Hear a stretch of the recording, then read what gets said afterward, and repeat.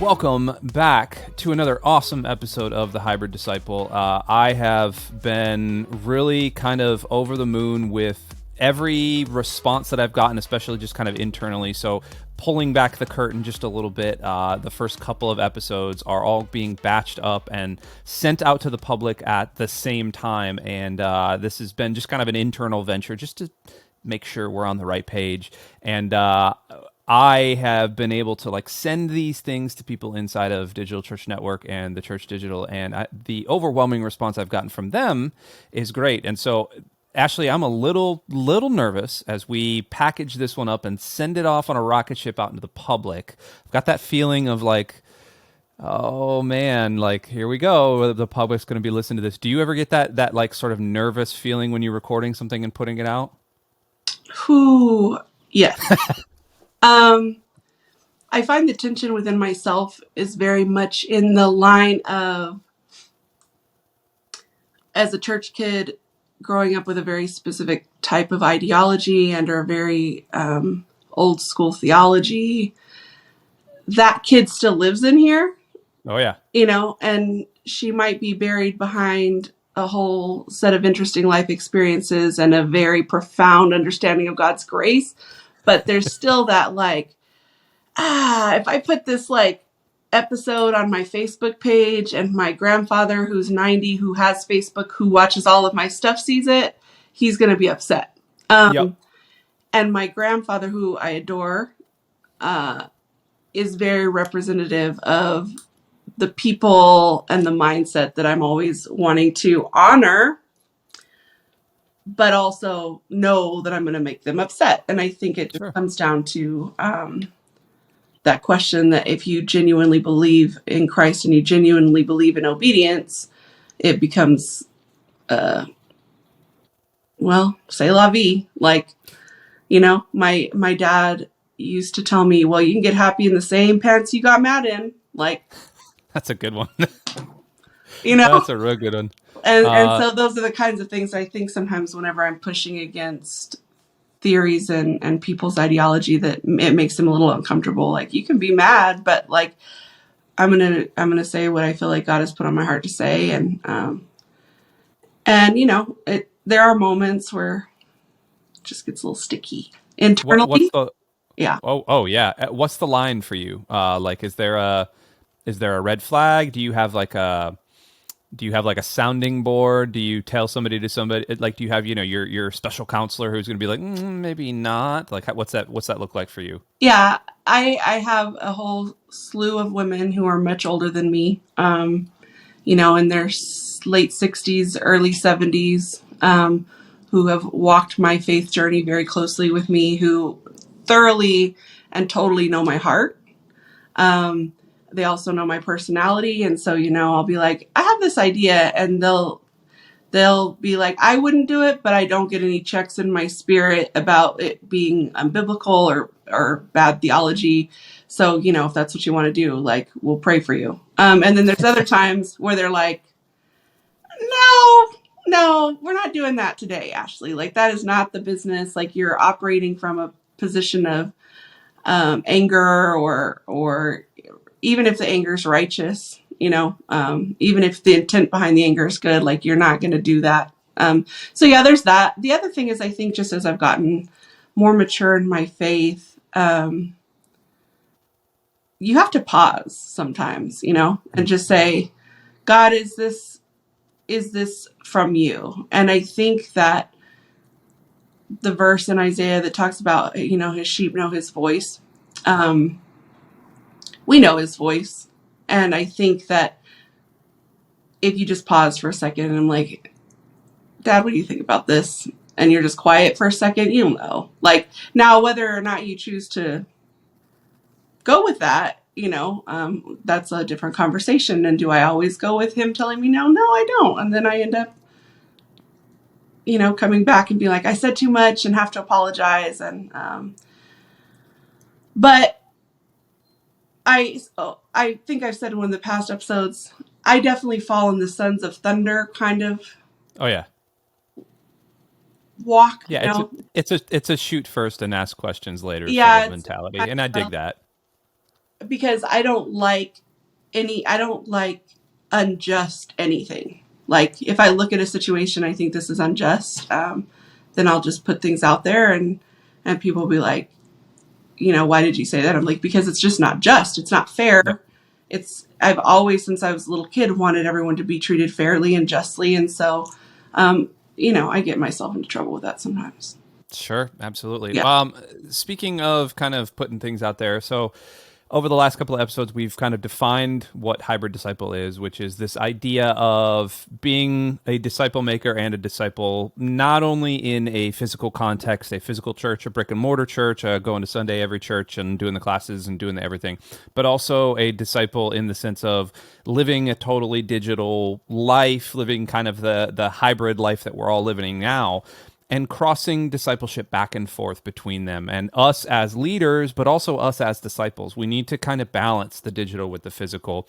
And Ashley, if you didn't know anything about 12 Church, if you didn't know anything about any of the stuff that she's doing on TikTok, on her own personal TikTok or on Instagram, she is, let's just put it out there, you're an influencer. And that is it can be a cringy word for some people. But I think before we do anything, we need to define influencer, because I want to unpack that a little bit. I want to kind of know what it is to be a quote unquote Christian influencer, but then I want to know kind of the circles that you travel in and the people that you're coming into contact with. One of the initial discovery conversations we had, again peeling back the curtain a little bit, was that you were remarking that sometimes Christian influencers, and influencers really all over the place, but particularly in the Christian circles, they can kind of get a little territorial. They can say, like, this is my flock, this is the flock God gave to me, and use all the holy and right words.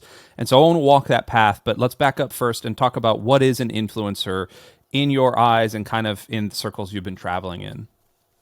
Well, to super simplify it, we're all influencers. I've said that before, and I will stick with that all the time. All of us have influence over someone. And so we all should be very aware of that and shepherd that properly, because whether it's just your core posse of 10 people that you're with all of the time, that follow your stuff, that go to church with you or don't, like you have influence over them. Now, the type of influencer that you're talking about, there's tiers of influencers on social media. So you have a micro influencer, which is typically somebody that has about 10,000 followers. Technically, in the digital marketing space, anything between 10,000 and 100,000 followers, you're actually considered a micro influencer. Once you cross that 100,000 mark, then you become an influencer. There's a trend right now in agencies and with brand deals, specifically with influencers, where businesses are actually wanting to work more closely with the micro influencer than the mega influencer. And Why is that? for that is because the micro influencer often has a closer relationship with their followers. They just know them better. So there's a deeper level of trust there, which means that if I'm going to try to sell a product to someone or to get them to do or attend or whatever a certain thing, my followers are probably going to be more likely to do that because I know them and they know me, because there aren't so many of them that I'm just like, that they're just consuming. I'm actually able to go back and forth with them. An influencer is somebody that has relational capital with a group of people. Okay. So they've invested time and energy into allowing people to get to know them. And they've also invested time and energy into getting to know the people. And with that, then you're able to speak into their lives in a way that other people just cannot. And usually it's because they have bonded with you over a certain thing. Typically, the people that follow me on TikTok are mostly women who have experienced some sort of hardship in their life, either presently or previously, that society and the church specifically tends to sort of look down on them for, or they feel like they are looked down on because of it. So whether they, have been divorced multiple times or have multiple baby daddies or worked in sex work or any of those things, I've done all of those things. So they they identify with what I'm saying because they know that I'm coming to them from a place of healing through those things. And it gives me relational capital into their lives to speak into their lives in those spaces. Right. And in that, I mean, I follow a bunch of like fitness influencers, and I follow a bunch of pastors. Like attracts like in that area. Exactly. And so, that now on my Instagram side, that's more just motherhood lifestyle stuff. I don't really preach much on Instagram. It's a very different, now I do have a little bit of crossover into both, but my influence in Instagram I would consider that to be more just general motherhood.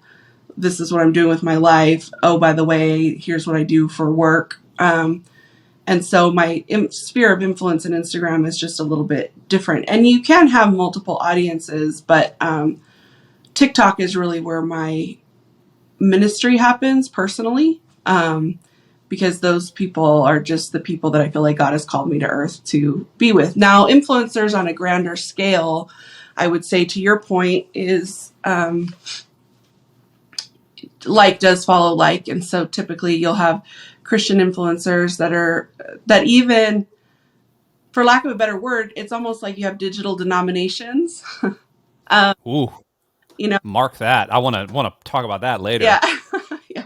There's digital denominations where, you'll have influence. In fact, right before this, I had watched a TikTok about a woman who, there's two Christian influencers on TikTok. One of them came out of a Luciferian church, is very anti having crystals or any of that in her home, in her space at all. She just believes all of that is demonic. Then there's this other Christian influencer who she's very, very much into natural healing and essential oils and light therapy, and believes that God created crystals and those sorts of things to be able to naturally heal us.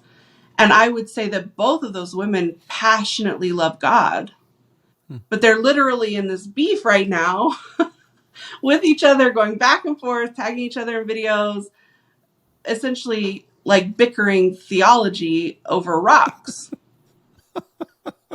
Okay. And I follow both of them because there's things that both of them say that are really profound, that challenge me spiritually, that make me want to be better. But then I'm like, and I've actually sent each of them DMs privately, because here's something that we have to keep in mind. The process of accountability between Christians online has to mimic the process of accountability that would happen in person. So if there's something that is happening that you don't agree with, you don't blast them in the comment section. That's not biblical. Yeah. You go to them how? Privately, and you This is the confront whole them. Matthew 18 thing. Yes. Jesus did a whole thing on this. Yes. Like you go to them privately, you confront them, you say, hey, this, I don't know about this, or this is overtly not okay, or whatever. You see if there's change, then what? Then you bring someone along with you. Again, in private. You don't stand on your podium on the internet and start squawking about how this woman is literally, the one person said the other woman was leading her children to hell because she has crystals in her house. Said that in front of millions of people on the internet. Oh. And these are the kinds of things that I feel like people have this thought that online discipleship and online church is so different from in-person church. It's not, because and I know that there's two women that go to the same church, that one of them likes crystals, the other one doesn't. The one that doesn't like them is telling everyone else in the church that woman's sending her children to hell. And it becomes this whole big thing because the principles of the word are not actually being followed or established within that space. And so I think as influencers online, if you genuinely want to use your influence properly, you have to make sure that you are in fact following biblical concepts and mandates, even on the internet. Because essentially, whenever people are watching that who are not believers, who do not have a strong faith, now I'm confused. First off, like, are crystals okay or are crystals not okay? Is she sending her kids to hell? Or is she being hyper judgmental? Like, And it's because we have these grand conversations publicly thinking that there's a sense of anonymity on the internet when in fact it's quite the opposite. Yeah. So that's what an influencer is. That was a circuitous way of getting there. I like that. Yeah. I the okay. Let me phrase it this way. When did you first realize that you were a quote unquote micro or macro influencer? Micro influencer. When, like, was there a moment where you went like, oh, I actually have influence over the people that are watching this, or was it kind of a goal to set out to,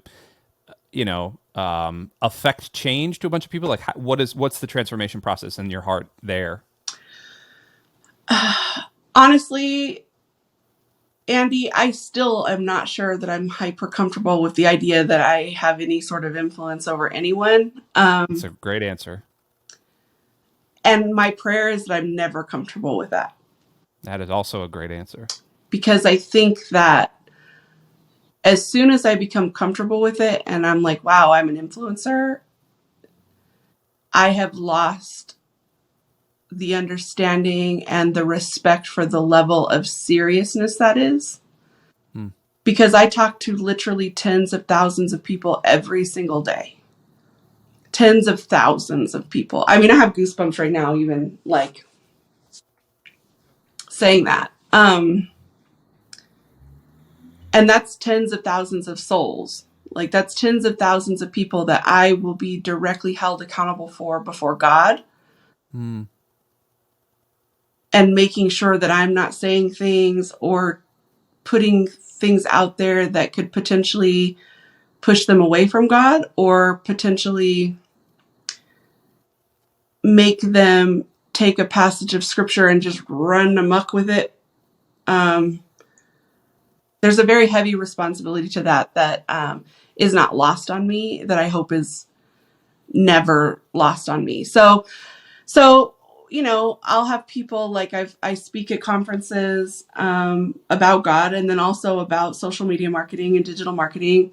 And they'll be like, influencer, TikTok influencer. And I'm like, how is that happening? Like, I don't understand how that's happening. It just isn't something that I really consider myself to be. Now, was it a goal? No, my goal has never been to amass tens of thousands of followers on any platform. Like, that's never been my goal. My goal has always been to carry water back into a burning building. And if the people that are burning up happen to live in TikTok, and that's the platform in which God allows me to use to communicate and to bring the water back to, then that's fine.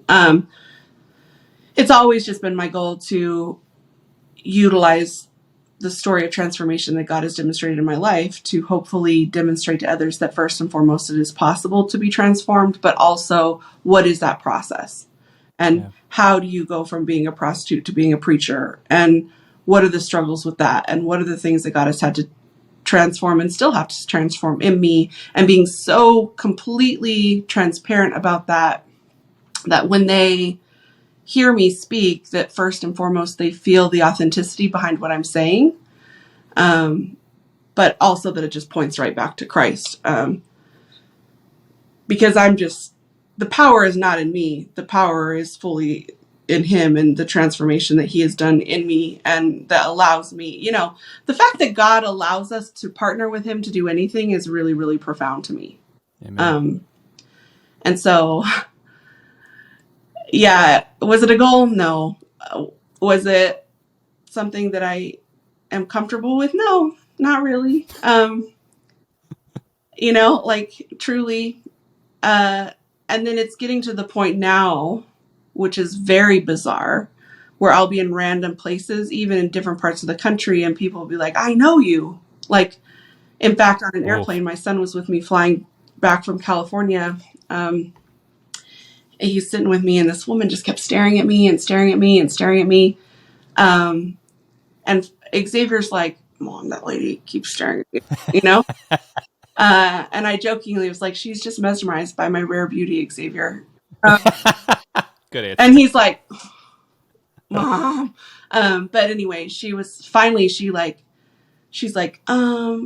can I ask you a question? I said, yeah, sure. She's like, are you that girl on TikTok that used to be a prostitute and now you have a digital church? And I was like, yes, So that is cool. me. So cool. And, then I end up spending the rest of the flight talking to her. And Xavier, when we got off the plane, and so before that, there was a different woman also with Xavier.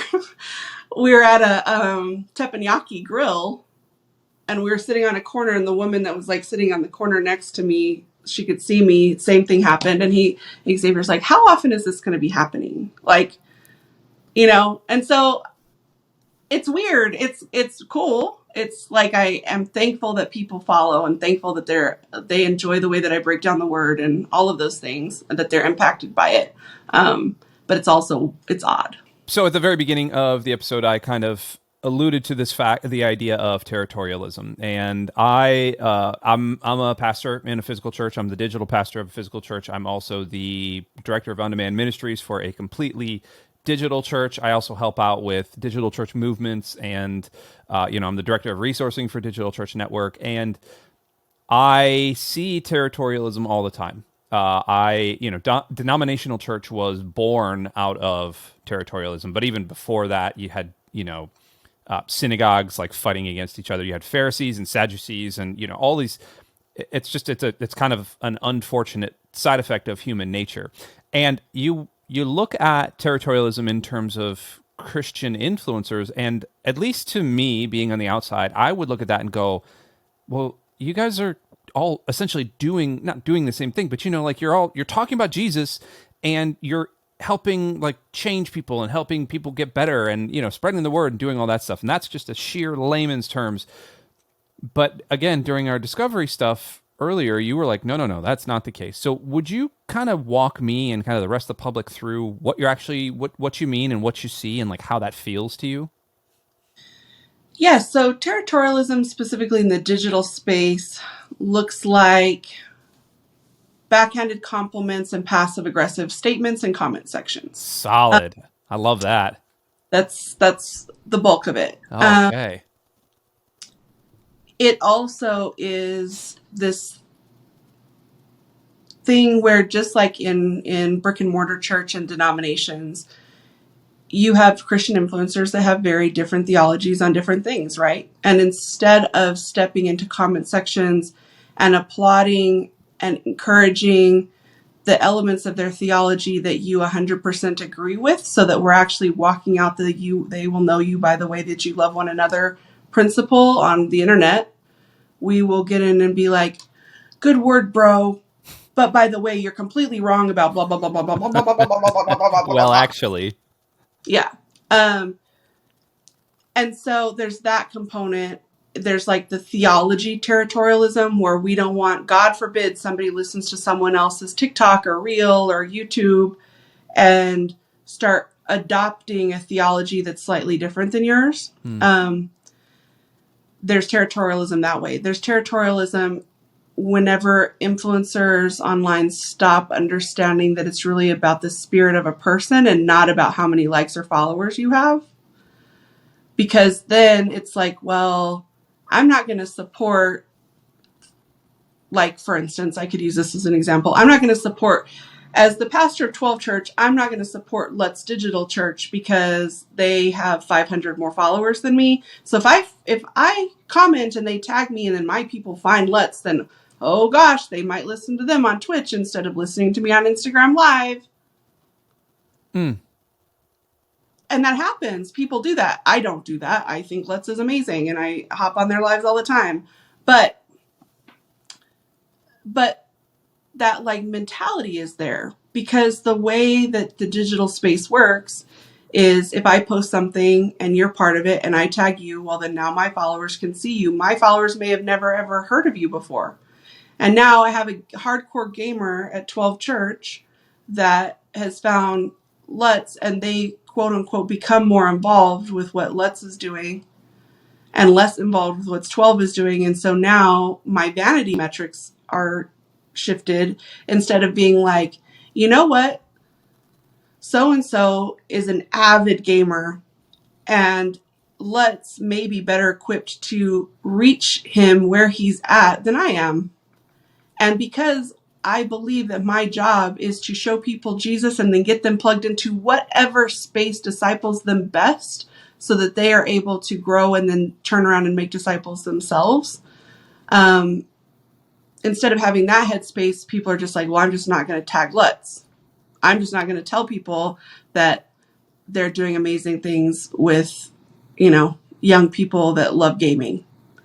And that's what territorialism looks like a lot of times in the influencer culture and the digital online church space. Because we forget, just like in brick and mortar church, we forget that it's really about introducing someone to the love of Christ and then helping them plug in wherever they are going to grow the best. When a case of infighting or something happens, like is there a choosing of sides from audiences? Like, can you see that in metrics? Does that thing happen? Because you can very clearly see that in a brick and mortar church. Church split happens. Half your church goes to one place, half your church goes to another. The offering is down the next week. Like, that's a simple way of looking at things. Is it the same online? I personally can't really speak to that with much intelligence, primarily because I don't really foster a culture within my church digitally that would tolerate that nonsense at all. Yeah. Like, I'm so on board with, provided that they're not teaching, Hail Satan or something crazy. Like, I encourage people, like, listen, if the style of preaching that you need aligns with, Andy's style of preaching online, then you need to go listen to him. Like, go do that. I love you. You're welcome here anytime. I would love to see you around. I would say that the split that I see more often is in comments, where you get very divided points of view. Because we have forgotten, not only as a church, but as a society in North America, how to walk in the middle. We have forgotten how to have conversations with people and walk away from those conversations, understanding that I still love you. We have a difference of opinion, but we're not enemies now. Like, I'm very vocal. I'm a Democrat. Like, I am.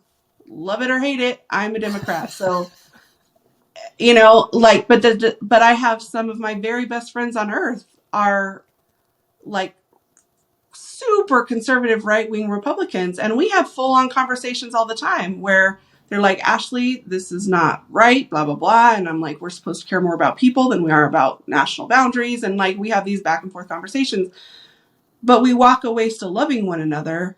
And I feel like because the government has become so polarized and society has become so polarized and the church continues to become so polarized, that we're missing the ability to walk in the middle. Like, we're missing the ability to reach people on multiple sides of issues because we are so stubborn and are so unwilling to actually just set aside our own ego and our own ideology to consider someone else's point of view, that then it puts these really hard lines between people groups. And that's exactly what Christ came to stop. Yeah. But we propagate it. Well, and go ahead. Oh, go ahead. I was just going to say it's an infantilizing of society, especially in North American society, let's say Western society, because I feel like, the UK and Europe, they're kind of past this already. They dealt with this really back in World War II. There was a lot of that, and I'm not saying we're going towards war here, but the idea that everything is hyper right or hyper left is essentially infantilizing. It is essentially, hey, we're playing Red Rover and you're on one side or the other side. And, kids are very tolerant. They're very, loving and caring. But there's like a switch that's flipped usually around 12 or 13 with women and a little bit older with guys, just because guys are stupider. And they take a lot longer to mature, that there's this thing that happens that all of a sudden you get the mean girls and you get the jocks and you get your cliques, and there's a lack of growth. There's almost like a stunting of growth that happens there. and we can examine all the reasons why, but that's feeding into our government structure right now. We're getting a crop of governmental figures that are riding on the waves of money and power and fame, right and left. Doesn't matter who you are, doesn't matter Mhm. where you sit. And it's further pushing the country and the culture into the margins. And you have people like me and you that I would consider myself not a Democrat. I'm not really a Republican either. I like to consider myself kind of I lean a little more conservative, but like there are other things that I'm going to be like, no, no, no, we should care about people and we should care about X, Y, and Mhm. Z. Like, so, but like to have that conversation with somebody at a church, whoo, boy, you gotta put your big boy britches on and hope that somebody's not going to punch you in the face and walk away. So it's interesting that you're seeing that online. Would you say then that with territorialism, influencers, people sniping at each other in the comments, like is there a solution to that outside of just loving people? Like what is the solution to all of that? I think part of the solution is people who recognize that um, it has to be called out first off, probably publicly from our own platforms, first off, Hmm. not like in somebody else's comment section, but like, hey, Christians, we've got to do better at this. Yeah. Like, we need to not be behaving this way. And it is our job, first and foremost, to love one another. But then, additionally to that, it's also our job not to tear one another down. It's also our job to recognize that the base word of the word theology is theory. I will say this over and over and over. Theory is the root word of theology. Hmm. The truth of the matter is that whenever we stand before God, there may be things about the theology that I ascribe to that God's like, you didn't get that part right. That wasn't accurate. And he'll say the same thing to you about certain things that you may have ascribed to. It's really about sound theology. To me, there's a few core things that are just not arguable, right? Like Jesus was born of a virgin. He's fully God and fully man. He, death, burial, and resurrection, like salvation issues have to be core across the board. But I even got into a conversation earlier today with a lady who, I love her content. She's super smart, talks a lot about women and biblical submission, et cetera, et cetera. And one of the things that she had said this morning was that it's God's will for women to stay home and raise their children. And my pushback was, nowhere in the Bible does it say that. Not one place does it say that. I said, in Titus it says that older women should teach younger women to love their husbands and their children. It says love. It does not say. Now, in the ESV, it says to work from home, but that's the only translation that I know of that it actually says that specifically. And if you start getting into Bible scholars, many Bible scholars say that the ESV is not the most accurate translation. So, okay, so you have one translation that backs up your theory where none of the others do, but then how are you going to argue people like Deborah or Lydia or Proverbs 31 woman who very clearly had to have had a career to be able to do what she was doing? Mm-hmm. Or, you have women, the Bible very clearly says, I believe it's in Luke 8, that women funded Jesus's ministry. If their husbands had paid for it, it would have said it was their husband's money. The fact that it very clearly said these women by name funded the ministry contextually means that it was their money, which means how did they get their money? They had to have had a career. And so, I broke it all down very scripturally. And at the end, I said, I value you. I value your perspective. I want you to continue, but you and I are going to have to agree to disagree on this point because nowhere in the Bible does it actually back up what you're saying. Hmm.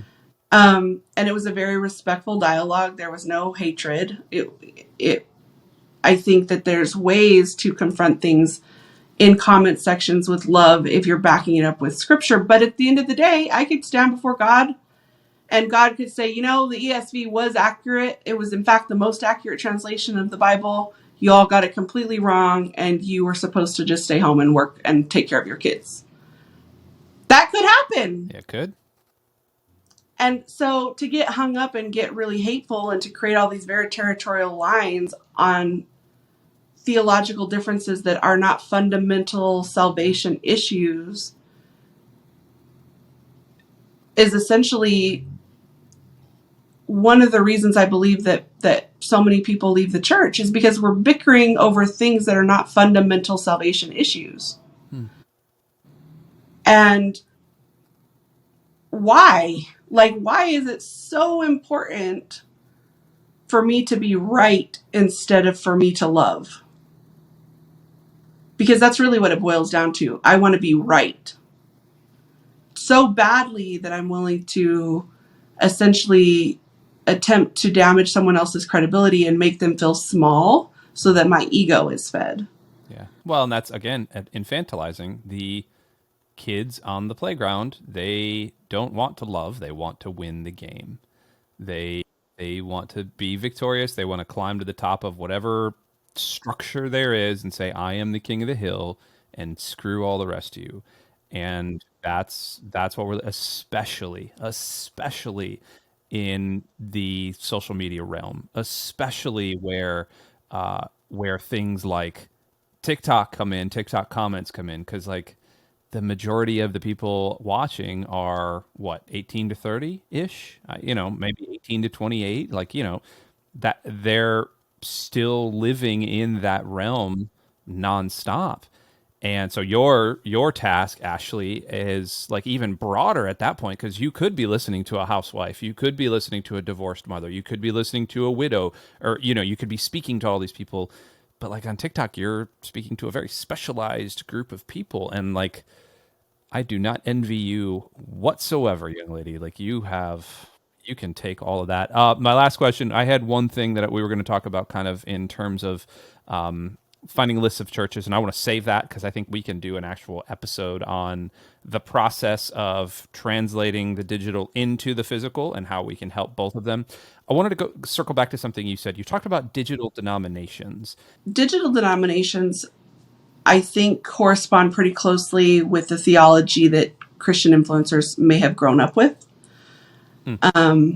So if an influencer comes from an unchurched perspective and they're believers now, you tend to see a lot more what I would consider to be just grace movement, because they're operating from a place of just firsthand knowledge of what God has done in their own life. And so they tend to extend more grace. And so you kind of have that quote unquote denomination of influencer. Then you have the influencers that came from uber traditional, like white evangelical backgrounds. And a lot of the theology that they put out is very much that, like really, really conservative, talking very much about, homosexuality and how that's a sin, and premarital sex and how that's a sin. And it's a little bit more fire and brimstone type old school theology, so you have that probably more aligns with like the old school Southern Baptists. Then you'll have people on lives, influencers on lives, that are full on like Pentecostal speaking in tongues and running around their bedroom and, like casting demons out through the phone. And so there's those people too. It's wild. The stuff that you see on Christian influencers lives on Instagram and on YouTube and on TikTok. Like I'll be scrolling through sometimes because like I follow a lot of Christians, right? And once in a while a live will pop up and I'm like, oh, hey, like, then I'm like, I'm not going to say that this is a bit much, but Lord, like Holy Spirit, please fall in that person's room and turn the internet off. Please, Jesus. Like Because what is it written on the back? It's like Jehovah ate a can of paint. Prove me wrong. Like that type of thing. Yeah. Yes.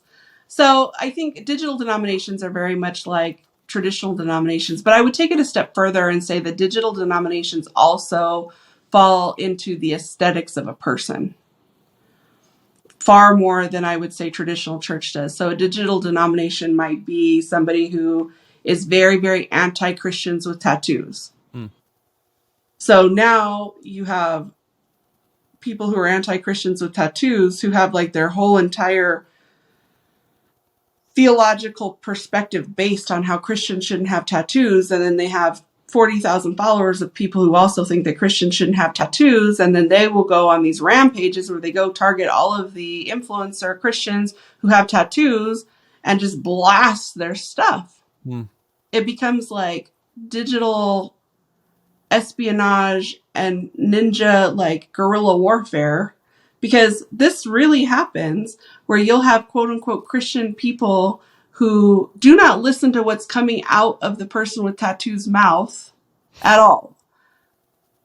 And they will literally report their pages and report their content as like breaking guidelines.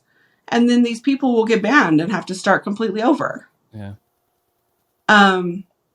And that's what I mean by digital denominations. It's like people who either align themselves with actual denominational theology, like in brick and mortar spaces, or it's people that just have a hang up that women shouldn't talk about God, or people shouldn't have tattoos, or, you know, only Black people are really going to heaven, or, you know, like essentially it's just any type of theory that somebody has decided to ascribe to, that they have then rallied their minions who now also ascribe to it, and then use that theology and that mindset to essentially attack and break down other people who may be doing very good work based off of an idea that isn't even biblical that they want to enforce for whatever reason.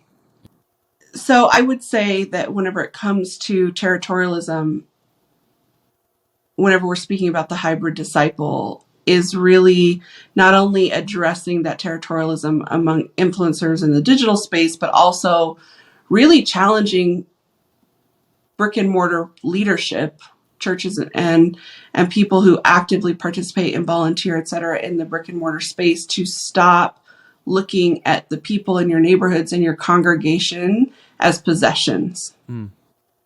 Because you do not possess those people. They do not belong to you. God may have called them to your congregation for a time, but if you're doing your job well, they should be growing to the point where they either feel called to partner with your ministry or to partner with a ministry where they are more able to utilize their gifts and talents. Because at the end of the day, whenever we stand before God, it is not going to be a, well, God, I didn't go and minister on that side of the street because that was First Baptist of such and such people. And God may say, well, you, Ashley, needed to minister on that side of the street because there were hookers in that gas station. And so I don't care that your church, Calvary Chapel, was on the other side of the street and you felt like territorially those were your people, so you didn't cross the street. We're not going to be able to use that. And then to also say, well, I didn't support what that church was doing, or I didn't support what that group was doing because it would have taken people from my congregation. We have to stop that. Yeah. Because ultimately, especially in this day and age, especially when Forbes magazine says that there are more church buildings for sale right now than there has ever been in American history, especially whenever people have left the church en masse, we cannot afford to be territorial. Yeah. What we need to do is say, okay, church across the street, what do you guys have doing? What do you have going on that we can partner with and not take over, but literally serve you? What can you do to come across the street and serve us? Like, okay, you have a huge event and you need parking lot attendants. Great. 20 of our guys are going to come over and be parking lot attendants for you.